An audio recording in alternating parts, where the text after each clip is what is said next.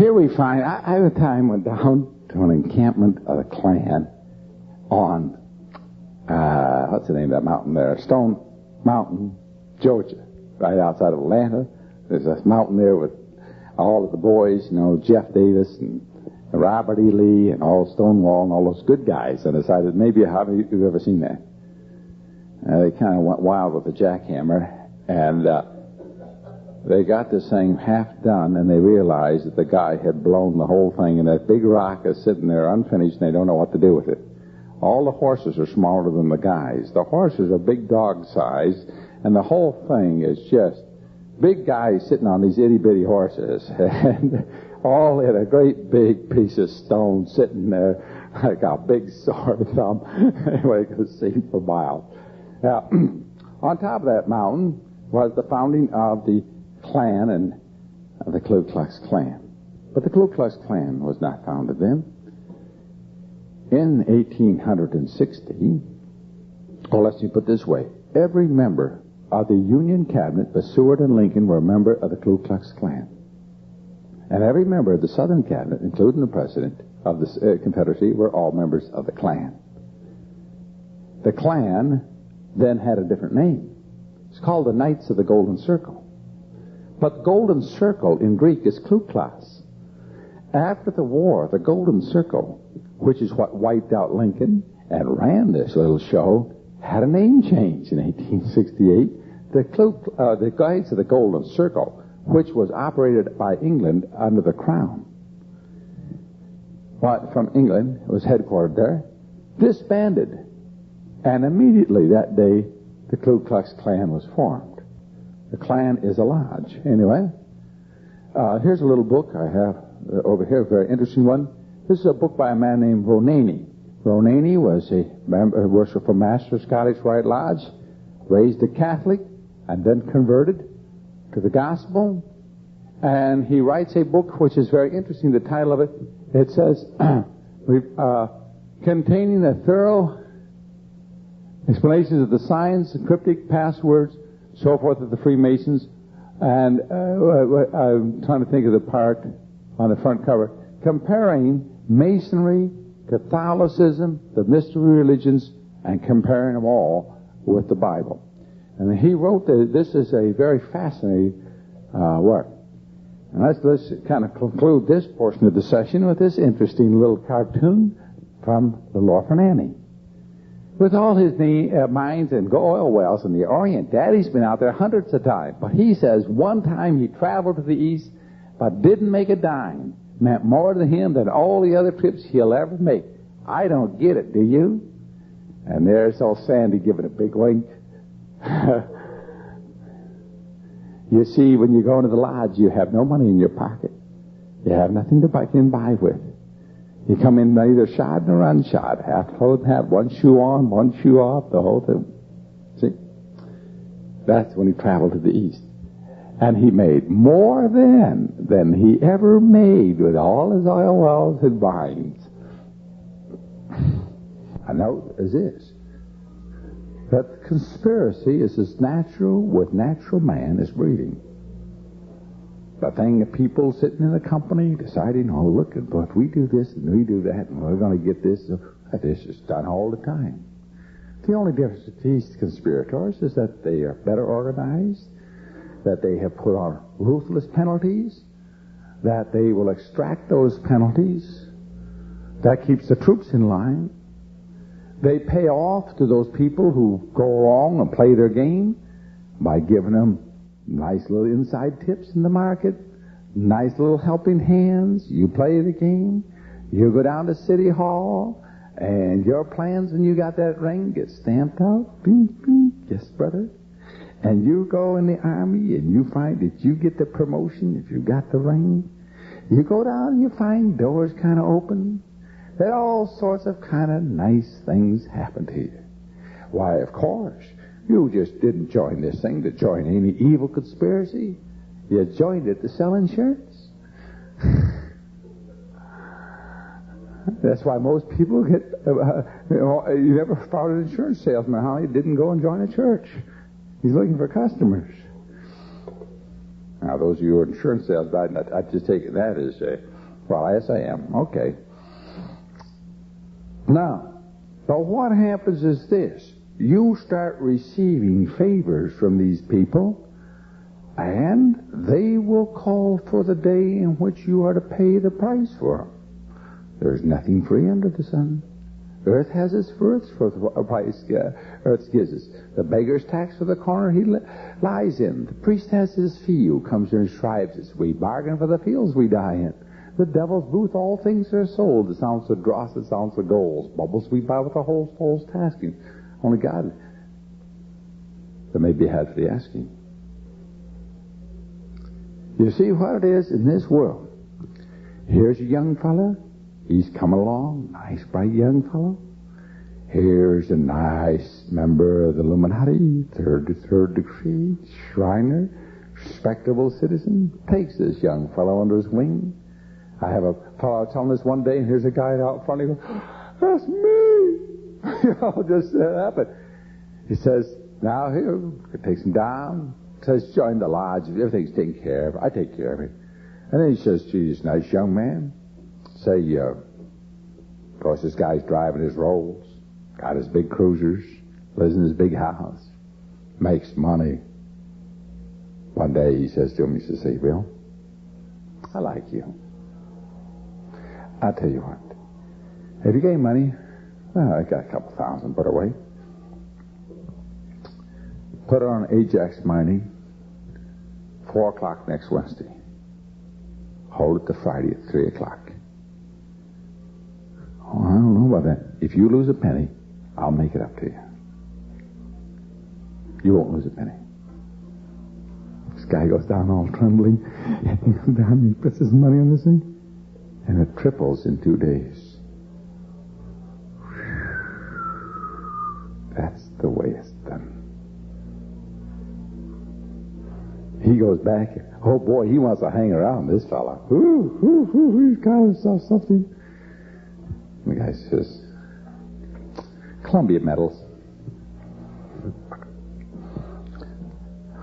11:30 Tuesday. Be out Wednesday. 2:15. Happens right on the money. These markets aren't a market. They're a rigged show. There are people who know. How do they know? They can make a market. When you're big enough, you don't have a market. You are the market. All right? They don't guess. You know, it's like W.C. Fields back there in My Little Chickadee. He's sitting there, and he's got these cards, and this guy, he goes zip with the cards, zip with the cards. They're on there getting ready to play a little acey-deucey, and this fellow says, "Is this the game of chance?" W.C. Fields says, "Not the way I play it, boy. Not the way I play it." There's no game of chance at all. Hey, we don't want any gambling going on, right? This is just called fleecing the sucker. Well, anyway, pretty soon this guy sits there one night and he's got it figured out. There are people who know, and there are people who really know. And those who really know aren't lucky. They're smart. They're on the right side, on the inside pipeline of whatever it is that makes this thing tick. These guys know. This guy becomes a lackey, the trainee, the extra ego extension of this older man with this young, bright fellow, and he just pays this guy, and this guy is starting to clack down 2,000, 3,000, 5,000 a week. You know, he's not doing bad. And he starts buying nice cars, nice boat, nice home, big mortgages, living. He is a successful man. But his job pays $250 a week. But his bill's now at $4,000 a week. Now you see, he can't alienate this friend of his. If he ever gets out of line, if he ever doesn't do as he's told, if he ever squirms, If his conscience ever bothers him of anything he's ever told to do or be or follow, this fellow just has nothing to do with him. And he finds out he's got mortgages and payments he can't make. He can't breathe. This guy didn't do anything to him, you see. It's like heroin. Once on that hook, you're on it. See? Here's this guy, this friend of mine. This guy got converted to the gospel. He went in and told his Masons off. He told off this multimillionaire. In 4 or 5 months, and the wife in their hard times, they couldn't pay their bills, and she's on him, broke this guy down into nothing. And now he's nothing but a crawling, sniveling worm, trying to crawl back in, and he can't get in. They won't let him in. And he's in the worst and most miserable world. Miserable with himself. He's desperate. He's desperate. He's in a physical, terrible condition. You wouldn't believe it. You want to play the game? There's no such thing as a legitimate free market in this country. They don't exist. The pros, the insiders, they win. The amateurs, the outsiders, they lose. They're there for the milking. How do you think the insiders will win? By milking the outsiders. You can't win by milking each other. All right, now let's go and take a look at a little economics. I said I would get into for a bit, and it's such a big subject, and for the period of time we have now, we can't go into a lot of it, but I just thought we'd get a little background. Let me take you through a little whiz of a little history of banking, just a real quickie. We mentioned the Rothschilds. Let's take a look at the United States, the history of money in this country. As I said, the Constitution of the United States was a very unusual document. Unusual mostly because of the absence of a bank, a central banking financing organization for milking the people. The key of milking the people is a phony money system in which we can create that money out of nothing and milk them off by going in debt, creating a big interest charge, and forcing them to pay taxes to pay to us legitimately under an interest expense. Now watch what happened. In 1789, the people would not buy, nor the Continental Congress, the concept of a central bank. Oh, it was proposed. Hamilton and the boys tried all they could to get paper money in a central bank. But they were voted down. Why were they voted down? Because they knew, the Continental Congress, that if they passed and put in the central bank, the Constitution would not pass. The people would vote it down. Why would they vote it down? Because they had just had the Articles of Confederation and a central bank that had printed paper money, and inflation had zoomed up, and all of them were so destroyed. And as Washington said, there was rioting in the streets. The people were taking up guns and going in and holding up their legislature. There was no law and order. Business had ceased. Poverty and unemployment were everywhere. The nation was in total chaos and civil disorder. And they passed the Constitution, which prohibited a central bank and required hard money. And in 6 months, Washington is writing to his friend, "You cannot believe that it is the same country. Peace and prosperity everywhere. Employment high, unemployment low, prices stable, trade increasing." The whole nation had been converted in 6 months from total economic chaos to a stable, prosperous economy by outlawing phony money and a central bank. 2 years later, Hamilton and the boys, the British central money boys, the paper money fellows, succeeded in pressing through in 1791 the first U.S. Banking Act, which established the United States Bank for 20 years, because that was the limit of how long a money bill could be. 20 years. And we had the first United States Bank, and that charter expired in 1811. And Congress did not renew as ordered. And immediately we were in war. And when the war was over, one of the conditions appears to be that we would have a second banking act, which we did that year, 1816, the Second Banking Act. We were given our orders, and Congress marched to the tune. That Second Banking Act, which set up the Second Bank of the United States, lasted until 1836, when again it came up for renewal, and it passed Congress and went to the president, who was a member of the lodge, and was inside the club, and was supposed to be a guaranteed signature. And he vetoed it. And Andrew Jackson has been maligned ever since. Andrew Jackson refused to extend the central bank. Immediately after the refusal, the United States was to be punished. The banks in New York, particularly, withdrew their money from the United States out of the banking system, and we had the bank panic of 1837. In the middle of that panic, a man named August Belmont arrives from Germany, from the Rothschild Bank headquarters on the Main, and with the money he now finances the crushed banks, and they joined his system, and he set up a de facto Federal Reserve System, in which was now Rothschild owned, but it was not legally sanctioned. We now needed a war, and that war was arranged as in 1850, Bismarck says in his diary, that he was at a wedding of the Rothschilds while it was to be the war in the Civil War in the United States was being discussed. This is 1850.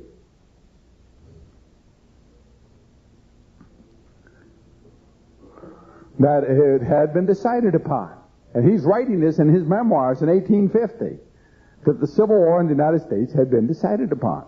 The necessity was to bring in a central bank in the United States because, you see, with the fall of Napoleon, all of Europe had a central bank except one country, major country, Russia.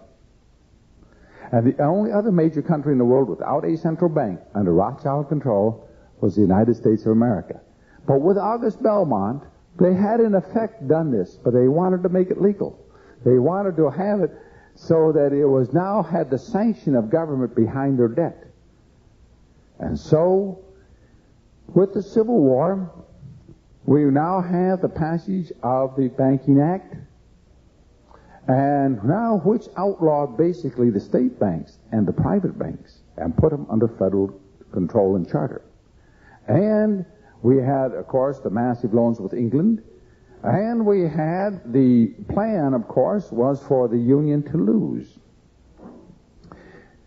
France was ready for their invasion across the Rio Grande, as they had taken Mexico under, what was his name there? Maximilian.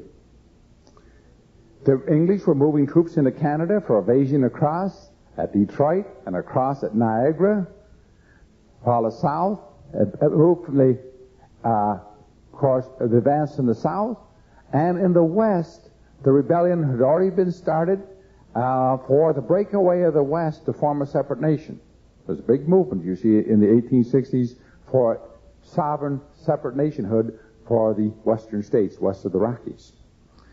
And you see, Lincoln was here with a cabinet made of enemies, the South on one side, England on the north, with the most powerful fleet in the world to blockade his harbors, and France ready to come across in Rio Grande, and the West revolting.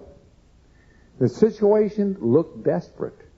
He now took desperate action. One, the people of England were strongly against slavery. They had outlawed slavery in 1837. And the people of England were strongly anti-slavery. Lincoln knew this. Lincoln did not care, or was not important to him, of freeing or not freeing the slaves. He said if the Union is preserved with them free, he'd free them. And if not freeing them would preserve the Union, he wouldn't free them. The freeing of the slaves was not the issue. The issue was the preserving of the Union. Now, Lincoln, in his desperation, did some very desperate acts. One, he had our secretary or our foreign ambassador to England declare war on England. Most people don't realize this. Declared war on England because England had been building warships for the South, and 2 warships were in the ways in which, if launched, could break the blockade without even English intervention. These warships each mounted 2 rotating turrets, fore and aft, with rotating 12-inch guns, and there was nothing in the Union could stand against that kind of a bombardment. And the war was to be declared the moment either ship touched the water. On the day of the launching of that ship, the people of England, of course, I think Lincoln had his agents out there stirring them up, but he had mass marches before the Parliament, mass demonstrations, and at the last minute, the Parliament ordered the launching stopped. It was that close down to hours. But the reason why the English crown pulled off of the war is that the only other nation without a central bank lent their entire fleet to Abraham Lincoln. Russia sent the Baltic Fleet into New York Harbor. Now, the Baltic Fleet, operating at short range against the British fleet, operating at 2,000-mile range, gave Lincoln military superiority, naval superiority on the East Coast. The Tsar of Russia sent the Pacific Imperial Fleet into San Francisco to put down the rebellion. Lincoln had nothing to reserves to send us to the West. And those two fleets stayed in New York and in San Francisco for the rest of the war. And the Tsar put them under Lincoln's command. Now, the Tsar was known as the Great Emancipator. He freed the serfs in Russia. And they blew the Tsar up. Wham! They blew him up, and they shot Lincoln. They got them both, didn't they? Anyway, I was standing on the bridge in the Peter Paul Fortress in Leningrad a couple of years ago in a snowstorm, and we had this girl who was a guide, very bright girl, real sharp gal. We're going through the Hermitage and so forth, and her knowledge was something really quite secret. And the people had walked ahead. She, of course, walked along behind to see that everybody was getting on into where they were supposed to be. And I lingered back, and I came up behind her, and I says, Tasha, I'd like to talk to you about Russia and Lenin. I said, do you realize that in 3 wars, the United States and Russia have been allies? In the American Civil War, it was Russia that came to the aid of the Union. In 1917, we were allies, and we were allies in the Second World War. And yet your government tells you that we're enemies. And my government tells me that we're enemies. And she says, if we talk, we die. If we talk, we die. I said, I didn't tell you to talk. You just stand there and look out over the river. You're not going to do any talking. I'll do the talking. And I was explaining to her the millions that Lenin received. And I was explaining that what happened, you see, in this the Civil War. And notice that the Emancipator Tsar and the Emancipator President were both blown in because they didn't have a central bank, and they both got one.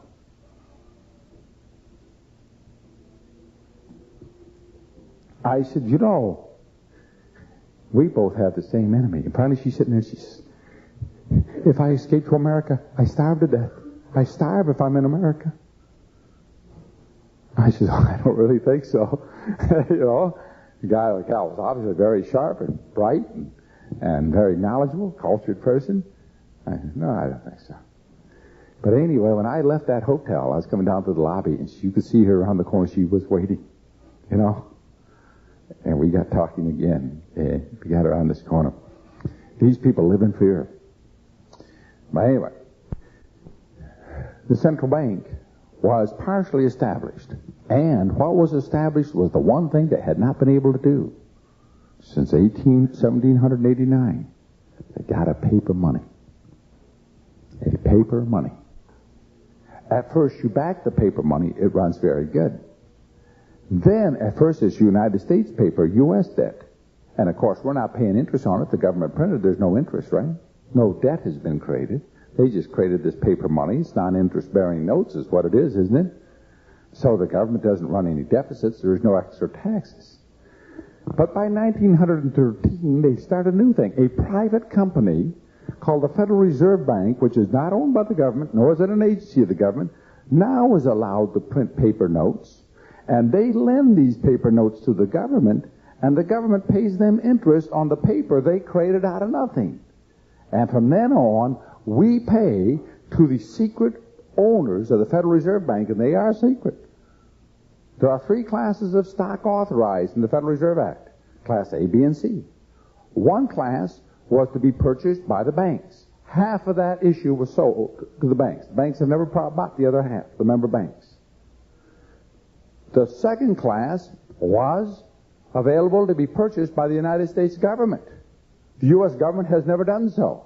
It could, but it hasn't. So the bank is totally private.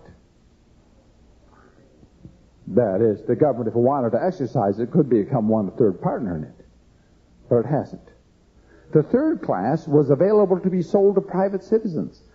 But it was never publicly offered to private citizens. Has it ever been sold to private citizens?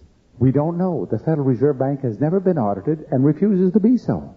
They refuse to declare who are the owners.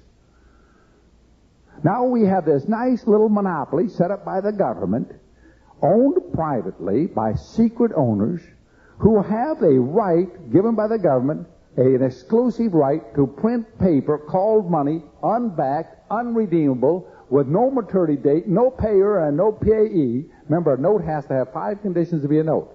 A sum certain, redeemable, at a place certain, by a person certain, to a person certain. Let's see, there has to be a sum certain, a time certain, a place certain, from a person certain to a person certain. The 5 conditions of a note. Notice, the Federal Reserve note promises to pay nobody anything at any time or any place by anybody.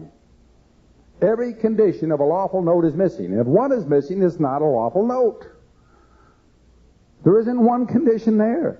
What is it? It's a piece of paper, unbacked, unredeemed, that is lent to the United States government. In return, the United States government gives them a bond which we pay taxes on to pay the interest forever on the money supply created out of nothing. Do you know how profitable that is?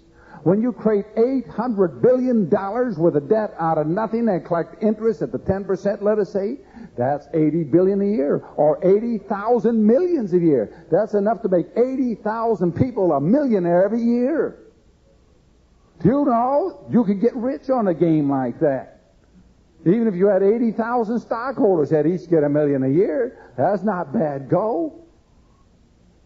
One of the biggest scams, they talk about ab scam. What? Small potatoes, 25,000, 50,000. Man, we can afford those all day long. What are we going to do about the $1 billion ripoff per day? You're paying that tax. And that money now is legally transferred from you to private pockets through the guise of interest on a debt that was created out of nothing. They put up nothing and lent nothing. They allowed the government to use their pieces of paper, which are unbacked and irredeemable. It is so absolutely fantastic, you can't believe it. You know it's true. It's there in the books. You can see it, and it's still unbelievable. I explain it to you, and it's unbelievable to you and to me. I can't even grasp it. You know why? The numbers are too big. My brain went blink out there just like yours did. Do you know what 1 little billion is? 1 little billion? And our government spends those in half a day. If you had $1 billion a day, Christ was born, and spent $1,000 every day, you still got 800 years to get rid of your first $1 billion.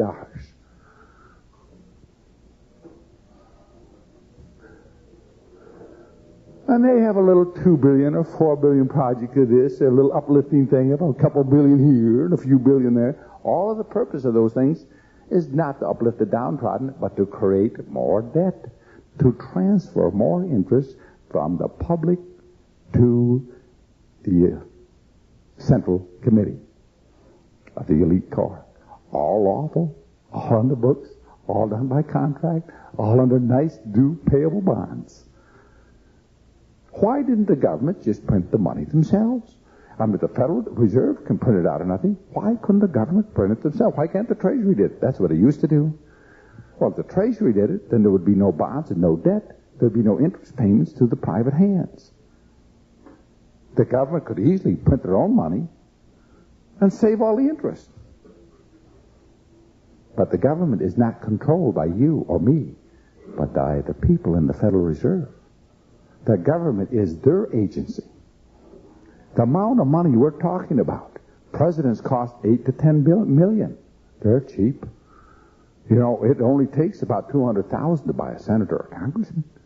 What does it cost when we're talking about $80 billion a year? What percentage does it take for the expenses of buying a Congress? We have the best Congress money can buy.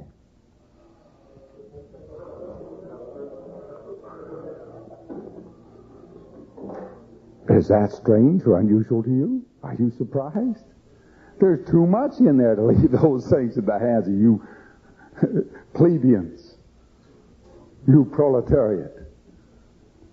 You were to think that going down to that little booth and pulling a little lever, that you're determining the affairs and the economy and the prosperity and the future of this country.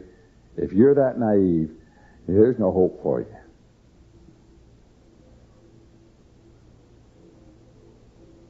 You don't vote for anybody. I was telling 2 or 3 years ago, Reagan was going to be the next president. Why? Because Time magazine was giving him fair coverage. That tells me Reagan's the boy. If he hadn't been picked, he would never got coverage. All they have to do is make sure he doesn't win, is give him no coverage. All of a sudden, all the media is giving reasonable coverage to this fella. Hey, been chosen. He's in. Here, let's take a look at the election before. You could tell a year before Carter was the man. How could you tell? Time magazine put him on the cover 5 times. And the first time they put him on, they made him look just like John Kennedy. You thought it was John Kennedy on there. The guy who drew up the picture made it look so much like John Kennedy, you had to read over and over, and it said Jimmy Carter. Nobody knew who he was, but he looked like John Kennedy. Every other person got on once. Carter got on 5 times. That's it. You want to know what's going to be? Read Time. It's the news magazine they read. Not to find out what's happened, but what's going to happen. They don't make mistakes. Remember? Somebody's got the pipeline. If something happens, remember, we planned it that way. Franklin Delano Roosevelt thought he was pretty high, but he wasn't. He really was third echelon doorkeeper in the club. But they allow you once in a while to come around and they'll give you a little bit of time. What else are you going to do? He's crippled. There's nothing much to do under the sun. Well, let's go back and look at the money. The 1920s. 1925, 26, 27, the Federal Reserve started their first real money game. Up until this, they'd been playing it kind of cautious. They hadn't really got the feel of this. Now they had 10 years of experience, and people were used to seeing this funny stuff. So now they decided to play the round 1 of the milk game. What they did is start to bid up the stocks. And they bid these stocks up, and up they were going. You know what happens? I've watched this in silver. I've watched it in gold. I've watched this game played over and over and over again. And when I see the game is really going to be played, I get on right a little myself, you know. You start making a few bucks when you can obviously see it's coming. But anyway, I've never lost. I've always won. Because I understand the market doesn't move. It moves when the plan is. It's all been predetermined. If you can figure the plan, then you can ride with them. You don't ride against them, you ride with them. Anyway, all of a sudden these guys are all starting to bid up the stocks. You start out bidding the stocks up a little, buying up, buy up margin, up limit for a few days. Pretty soon the little guys are sitting there watching. Hey, look at that, take it off. And then you go and buy a little. Let's try a little try. And they get in it and they start making easy money. And pretty soon they're doubling up, 10% down, margin for the 90, right? Doubling up, and they're getting bigger and bigger holds. But look, they're making millions. Every time that moves up, their margin 10%, with a 10% rise, they double their money. If you haven't figured that out, just play it a little while. You'll find out that the opposite happens when it comes down. Dropping 10% wipes out 100% of your money. It's great on the upswing, and it's disaster on the down. But for 4 years, it kept going up and up and up, and everybody's talking, and all the advisors and all the experts is going forever, that there's no end, there is no horizon, there is going forever. See? In March 1929, there's a little meeting in New York. After that meeting, Bernard Baruch sells out, the Rockefellers sell out, the Kennedys sell out, all of the big bankers sell out. The big people were out by August. Then the Federal Reserve cut the money supply, reduced the money supply 4 times in a month, with 4 drastic reductions of the money supply. Then one day in October, all of the banks called all of their loans on all their margins at the same minute. Every bank on the money desk, and these were call loans, callable on demand. All these people had their stock out there on margin, borrowing 90%, had to pay off now. Well, they went to the banks, and the banks weren't lending, they were calling. They run to the market, and everybody's trying to sell. Who can buy? The banks had shut the money off. The call desks were closed. The money desk shut down. Bam, they shut all the money on the money desk. And all these people are running around trying to sell because they had to sell 10% down and they were wiped out. All of the people who weren't on the inside were gone. Now, let's take a look. Bernard Baruch, that great advisor to the presidents, right? Bernard Baruch in 1914 financed the campaign of the first time and the only twice he ever financed a political campaign. He financed Woodrow Wilson for the presidency. Woodrow Wilson, he kept us out of war, made Bernard Baruch head of war production. Bernard Baruch put 11,000 millions in contracts through his own company, keeping us out of that war. 11,000 millions. He paid 1.5 for the president. Now that's, billion, 11,000 millions, 11 billion, 11,000 millions. He paid 1.5 million for the campaign. That's a good return. You figure out what the markup is on that. Hey, you could become a rich man. Bernard Baruch in 1932, after the crash took place, you see, that was just the first crash. Crash number 2. Franklin Delano Roosevelt ran for the presidency. And after he was elected and before he took office, Bernard Baruch told the son-in-law, Franklin Delano Roosevelt, that he had bought 5/16 of all the world's silver. And he bought it for 10% down. That's 1/3 of all the silver in the world. That's a lot of silver. And Curtis Daw was amazed. Why silver? He said, you'll see. The first act of President Roosevelt, as he took office, was to double the price of silver to help out Western miners. Do you know what Bernard Baruch made? 500% markup and 1/3 of the world's silver. You know, you could get rich. That little presidency only cost him $2.5 million. Hey, you see the name of the game? This is great stuff. Now, Bernard Baruch and the boys now pulled another one. They had old Franklin in the White House there, and Franklin every day started moving the price of gold up and down, up and down, up and down, up and down, to where nobody knew where it was going to be. Since all contracts that were made were payable in gold, were still under gold contracts and gold obligations, nobody could lend in 1933 for a simple reason. They didn't know what they were going to get paid back in. So all lenders had to say, wait a minute, we're going to stop until the gold price settles down. But it didn't settle down. Roosevelt moved it every day, up or down. He got in the morning, he said, oh, let's make it $26. Let's make it $23 today. Let's make it $29 today. Oh, I feel like a good drop this morning. He just made it up at breakfast and popped a new number, and that was it.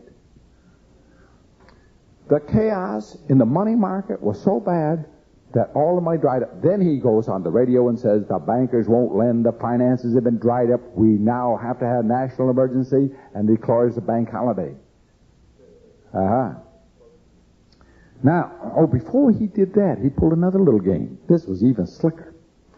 He asked the American people, because of the crisis and emergency, to come and lend the government their gold on his receipt and promised to return them their gold in 90 days and give them their gold back.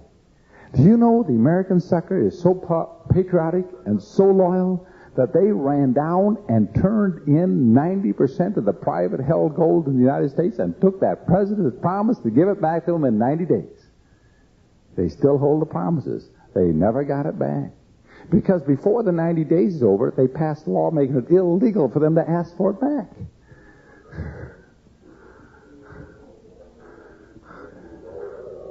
Pardon? Paper dollars. They couldn't get their gold back. Do you think they would have turned their gold in if they had outlawed it first and then said turn it in? They would have never seen any of it. They tricked the American people into turning in their gold.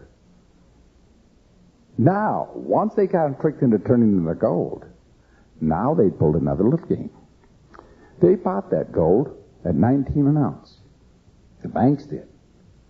And then the president raised the price to $35 an ounce, and they now sold it back across the street into the Federal Reserve, out of the banks of Chase Manhattan, at a nice little markup of $19 to $35 in a day. Hey, you can get rich playing those games. Now that they had made themselves a nice 500-600% profit on that game, and they had the market now beaten down to 5% on the market, for every person who sold a share of stock in the Depression, somebody bought it very cheap. Those who didn't have paper money and couldn't create all this stuff didn't buy. The people who had now the monopoly of creating money out of nothing could buy all of it. They bought America's wealth. For everybody who lost in that Depression, they said everybody lost in the Depression. No, for everybody who lost $1, somebody made one. Everybody who lost, somebody gained. Everything got transferred from somebody to somebody. It's like in a poker game. In the old days, I used to play poker. I haven't played poker in not that long, 30 years anyway. But I noticed one thing about a poker game. You go there and play poker all night, and everybody went out a loser. I'm down $15. I dropped another 10. I must be 35 down. There's no winners at a poker game. I'm going to tell you, somebody won. He's not talking. Somebody's been slipping the money off that table in their pocket all night. Somebody's been constantly cashing chips. Right? Yes, for everybody who lost, somebody gained. Do you think the money isn't made? No. Look, where's money? In every catastrophe, money is to be made for those people who understand that catastrophe and are on the right side of it. There is no bad times that there isn't great money to be made. You see, you can make as much in a falling market by going short as you can make in a rising market by going long. In fact, more.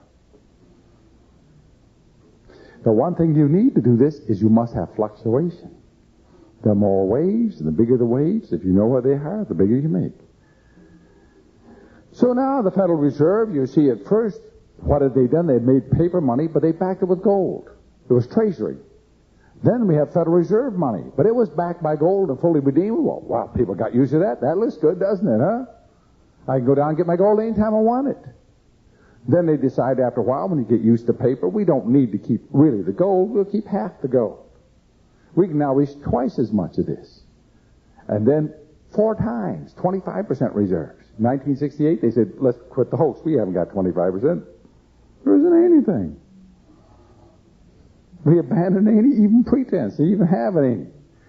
The papers say, payable on demand. Pretty soon that line just disappears. It just says $20. It doesn't say anything else. $20 what? 20 in what? What is this as a note? A note is redeemable. It's something. A note is a call on something else. A call on what? Well, on services and labor. Who's services and labor? The guy who issued it? He's not going to give any services and labor. They printed it back, redeemable on nothing. Now, I'll give you one example. Talk about economics. Let's go back to France. After the French Revolution in 1789, all these good liberals and uplifters of the downtrodden decided to build the perfect communist utopia. And so what they did is have all their wonderful projects, and they plunged right into them, all of their dream schemes of solving the world's problems. But it took money. So what they did is they went out and seized the Catholic Church lands, which was quite a considerable amount of lands in France. And once they had seized these lands, they issued paper money secured by the church lands as collateral. Well, the stuff turned out to be pretty good. Well, it was so good, and of course the government soon spent it all up. This paper money, well, it worked last time. They issued a second issue on the same land. You know what happened? Prices rose. For some reason, the Franciscans fell on the market.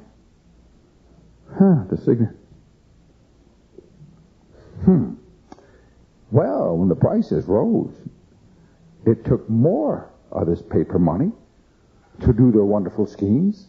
So they issued a third issue, and a fourth issue, and a fifth issue, and a sixth issue, and a seventh issue, and the government really started printing all this nice, good stuff, just as good as paper as before, backed by those nice, good lands. The only trouble is there was more and more pieces of paper against the same lands. And prices went away, just started going up. So what they did is say, prices really haven't risen up 800%, but only 300%. It is 3 to the gold louis, the gold coin of the monarchy. In order to make this thing appear to be so, because this is the way socialists always believe, they believe they're God, and if they declare it to be so, it must be so. They passed a law. They passed a law to say this is good money. And if they pass a law that says it's good money, you got to take it. It's got to be good money. We are the law. And how could we be wrong? We did it in our wisdom, didn't we? Isn't that the argument? Well, their wisdom the French people didn't quite understand that. So when they would say the price is 3 to 1 to the louis, well, the prices when you wanted to go buy a louis was 15 to 1. Well, that was an embarrassment. So the government did the natural thing. They outlawed the gold louis. Obviously. They made it illegal to have them. If you didn't have them, you wouldn't know how much the inflation took place, would you? And therefore, you could actually believe in the faith, and all we need is faith in these pieces of paper. If everybody believed they were good, they're good, aren't they? It's only a matter of faith. No, it isn't. It's a matter of quantity. If you increase the quantity, the price falls. The price of money falls in the market because the quantity is increased. Simple, like anything else. You dump 3 times as many potatoes on the market, the price of potatoes fall. You dump 3 times as much paper money on the market, the price of paper money falls. It's called inflation. You could figure that out if you hadn't been to school. So what happens? They outlawed the louis, but that didn't help, because they would say it's now 10 to 1. But every Frenchman knew the real price, because he could stop at any doorway in Paris and say, how much is a louis? $2.87 today. The government said 10, the market said $2.87. The people didn't believe the government. They believed the market, because the price is what it takes to get one. The government had 10 to 1, but they wouldn't give you any. Our government for years said gold is $35 an ounce, but you can't have it. Well, that's no price. The question is, what does it take for me to get it? That's the price, isn't it? The price isn't something written on a board. It's what it takes to get one. Just like there was under the Articles of Confederation in the United States. Total collapse. By the way, our Constitution is totally illegal. Do you know that? Do you know why it's illegal? It didn't fulfill the requirements under the Articles of Confederation. It was a usurpation. These guys just scrapped this thing without any legal authority and said, we're going to start over again. We blew it, fellas. But they had no legal authority for that. They would have to go and had every state agree under the Articles of Confederation to an amendment. And they didn't do that. They had 9 out of 13 agree to make it enforced, which was in violation of the law then in effect. Either way, it won't make any difference now, right? Now, watch what happens. When you have economic chaos, when you have the blood in the streets, when you have financial collapse, you have a condition in which the man on a white horse rides in, and if he looks like he can solve this problem, if he is the devil himself, the people will rally to him. As Napoleon says, the crown was in the gutter, I merely picked it up. He picked up the crown, and with a whiff of grape shot, he brought a semblance of order in the chaos, protected the Parliament long enough to walk in and to seize power. He was a captain, 23 years old, young kid. He took the show with a whiff of grape shot. What did he do? What did he do to gain power and to seize and hold power? He declared that France from henceforth pays all bills in gold and will receive in gold. All foreign commerce will be paid for all imports in gold, and all exports will be paid for in gold. You know what happened? France came from economic collapse to a runaway boom in prosperity in a matter of months. The French people worshipped Napoleon. Why? He brought them out of starvation to prosperity. Everybody had gold coins. He took away the outlawing of gold. He gave them gold, paid in gold. And what happened? England was now in financial trouble because England was running on the funny money game. And France started having hard money. And England fought for the next 20 years to destroy the hard money. Until they put that guy down at Waterloo, who dared give people an honest money. You know what brought Adolf Hitler to power? Runaway inflation. Hitler promised the hard money. Gold. And the people had been in a depression 10 years before we got there. They were ready for anybody. Anybody who could get them Wiener Schnitzels and sauerkraut on that table. And they looked around at all the pansies, and they said about one thing about this Hitler, he's a tough guy, he's going to do it. And he shot a few people, he ran a few by the end of the ground one day, you know, and he had a night of extermination, and they all said, well, he had to do it. Had to do it. We're in trouble. And only a strong man can do it. And I won't tell you what's going to happen in this country. We're ready for an economic collapse. There's panic now in the streets. There's civil unrest. There's disobedience. Nothing on the horizon that looks like it's going to relieve this situation. There may be a temporary little relief, but the basic problem of massive doses of money to solve social problems is not going to be reversed in the foreseeable future. And what this means is that in every time, every nation has turned to paper money, and paper money is the solution of their problems, have ended up in economic collapse.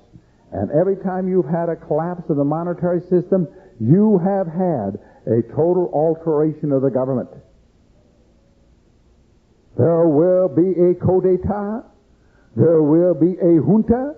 There will be a new regime. That regime will survive if it can solve that problem with the most powerful and iron, ruthless means. And if it fails to do so, it will be replaced with a tougher junta that will. The problem is this, that your liberties and mine under that Constitution of the United States will not survive monetary collapse. The people will demand the monetary solutions at the cost of their liberties. And this is exactly what the establishment wants. They stand ready with that man on the white horse, and they're willing to deliver him to you. But just like the Rockefellers were financing Adolf Hitler from 1913, the Nazi movement, 1919, Hitler to the Reichsbank, 50% owned by the Rockefellers, was financing the Nazi party. And just as the Rockefellers finally supplied him with all the oil and gasoline until 1943 out of the Maracaibo oil fields, the same thing is this, that whoever is going to come is going to be their puppet. And he is going to wield that iron hand, the iron hand in which he is the male fist, he is the iron glove, but there will be another hand inside. A hand, a secret hand. Now, you say that's pretty gloomy. That's the way most of the world has always been. Political liberty, constitutional freedoms, is a very rare thing in the history of the world. Very few people, nations have ever had it for a minute. And none of them have had it for long. We have had the enjoyment of a reasonable political liberty for a short span of time. More so than anyone else, maybe outside of the early Roman Republic. And most of our monetary problems. That's nice and simple. The next thing I would do is print the new money, only I would change the ink a little bit, and it would say United States Treasury instead of Federal Reserve notes. And we tell the Federal Reserve that they have to redeem all of their notes in Treasury notes. This would mean that the Federal Reserve would have to bring the bonds back, cash them in U.S. Treasury notes in order to pay off the people who bring in their Federal Reserve notes. This would now reduce the debt of the United States by the total amount of outstanding currency. Hey, that would cut the interest with a nice big hunk right there, wouldn't it? And cost nothing, since we got to continue to replace the currency all the time anyway. We just put a new picture on it. And you don't even have to back it at this time. You can still run confetti. But U.S. confetti, no interest on it. That would be simple, except you'd be shot. It's the biggest game going of the boys. The funny money game. All right, now what we do the next one? We would say that no government, that we would cancel all sorts of giveaway programs and put it into one program called the General Dole. That is cancel Social Security, cancel unemployment compensation, cancel ADC, cancel chicken pox relief fund, all every one of the 10,000. You realize that in 1930 the U.S. Code was this big? Today the U.S. Code, these are just the laws that are governing you and me, run twice this. That's just the statutes which are governing you, the U.S. Code. This isn't all the regulations now that fill rooms beyond it. That's just the core statutes. Do you realize the giveaway program was a small pamphlet of about 18 pages? Today, just the giveaway thing fills 3 full volumes of all the giveaway programs that have been passed, and they are now coming out with a new book like this every year of the new giveaway programs. And each one of those little pages are millions on everything from a study in how many toes can be cut off a monkey before he falls in his face. They had one for $500,000 to make a study on how many matches are left in the matchbook, and the average matchbook when it is thrown away. They paid $500,000 for that study. Do you know that? They have those studies all. How do you think they finance every riot group in the country? They put these riot leaders on government research grants. Find out how many broken telephones are out of order, payphones, in the city of Detroit in the month of June. They'll pay $300,000 for that study. And this guy goes around, he's the riot leader, and he goes and pays. There's 25 phones. And they give him $300,000, and there they go off and have a lot more and support their organization. All of them are on the dole. Everyone's on the tape. Now you do another thing. Now that you got everybody on the general dole, then you say this. This way they couldn't be on 10 at once. You only got one. Everybody who's on the dole, you will come down to this compound and check in every day for 8 hours and sit on the bench.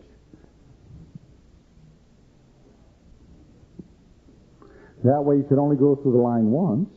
At least you wouldn't have, most of these welfare people in Detroit, they got 4 and 5 names they're filing under. They spend all day figuring out how to do that. That girl in there in the welfare office, she's got about 3 or 4 minutes to handle this guy. They sit there all day. How'd you do that? Well, I got this woman. I did this, you see, and I've got this thing too. And they got that thing all down cool, man, cool. They run those things through. Now, you have them all sitting all day long on a bench. You know what? About 80% of them say, I'm not sitting in here no more. I need your money. And they'll walk right out that gate, and you'll wipe out 80% of all the relief and poverty programs right there. Gone. They'll head right out that gate. Then the ones that are left, You see, we got this little project out here we'd like you all to do. We take them out and we put them on a little work project, 8 hours a day. That'll reduce half of those. You know what happens? You can get rid of half the property tax now. Without cutting any of the essential services of police and fire protection and the courts and this, we'll wipe out that little game. You know what happens now when you cut those taxes like that? You see, the people, one, got money. Two, the interest rates fall. Three, sales go up. Four, unemployment falls down. Five, people want to run their business more because they can take more of it home. Today, the average guy says, it isn't worth the candle. I've made enough. I'm not going to do any more. I'm not going to sit here and work for the government anymore. I'm tired. I give up. The American businessman has had it. And he is just saying, so long. It's been nice knowing.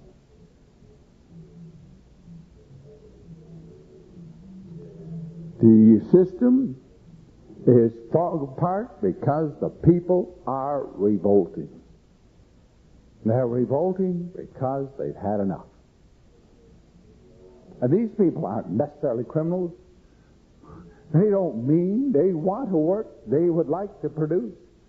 They would like to be good citizens, but the government has not given them the opportunity. Now, either they're going to quit this game or the system's going under. Now, they're scared now. They're partially scared. They're trying with Reagan to give you a little faith in something. They give you a little token, just a scrap or two off the table. They think that they can make you believe in the system again. Well, you won't. You know why? Your taxes will be higher next year. That's why you won't believe in it. You'll say, oh, it's nice and wonderful. Except they took more. I had this tax cut, but it cost me more. Why? They had the inflation to put you in a higher bracket. So all the tax cut meant nothing because you got shoved in a higher bracket. They even admitted that the tax cut would not reduce anybody's taxes. Isn't that interesting? A tax cut doesn't reduce anybody's taxes. Because they're moving you by inflation into a higher bracket so they can give you a tax cut to keep your taxes about the same what they are now. But you didn't. Remember, you had a tax cut because you didn't get the normal increase you would get by inflation. You talk about monkey thinking. The only government can think that's stupid and survive because they force the revenues. Any businessman who thought like that isn't a businessman long. He's on the street. That's all true. That's all they did. They have washed up. Well, anyway, I've gone long enough, and if you haven't gone long enough, you can sit here and talk to each other. Thank you very much for your kind attention. And we could go on all night, and we probably wouldn't say much more than we said already. So thank you, and good night. The tape you've just heard is one of many available from Emissary Publications. Call or write for a new catalog of books and tapes. These cover such topics as the New World Order, secret societies, Masonry, conspiracies, world revolution, politics, finance, and history. Write Emissary Publications, 9010, that's 9010, Southeast St. Helens, Clackamas, I'll spell that for you, C-L-A-C-K, A-M as in Mary, A-S, Clackamas, Oregon, 97015. Or, if you prefer, you may call us at area code 503-824-2050. Thanks. We look forward to hearing from you.